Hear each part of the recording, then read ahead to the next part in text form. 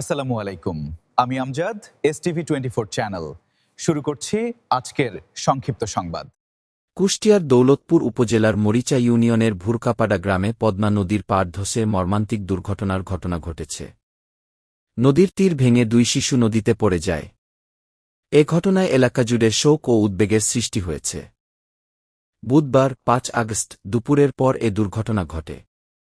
স্থানীয় সূত্রে জানা যায়, নদীর তীরবর্তী এলাকায় অবস্থান করার সময় হঠাৎ করেই পাড়ের একটি অংশ ধসে পড়ে।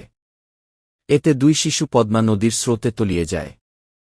ঘটনার পরপরই স্থানীয় বাসিন্দারা দ্রুত উদ্ধার কাজে অংশ নেন।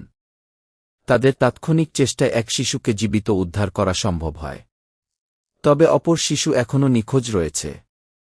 নিখোঁজ শিশুকে উদ্ধারে স্থানীয় বাসিন্দাদের পাশাপাশি সংশ্লিষ্ট কর্তৃপক্ষ তল্লাশি কার্যক্রম চালিয়ে যাচ্ছে। তবে শেষ খবর পাওয়া পর্যন্ত শিশুটির কোনো সন্ধান মেলেনি। স্থানীয়দের দাবি, পদ্মা নদীর অব্যাহত ভাঙনের কারণে নদীতীরবর্তী এলাকাগুলো দিন দিন ঝুঁকিপূর্ণ হয়ে উঠছে। তারা নদী ভাঙন রোধে দ্রুত কার্যকর ব্যবস্থা গ্রহণের জন্য সংশ্লিষ্ট কর্তৃপক্ষের প্রতি আহ্বান জানিয়েছেন। এ ঘটনায় পুরো এলাকায় শোকের ছায়া নেমে এসেছে। উদ্ধার অভিযান অব্যাহত রয়েছে।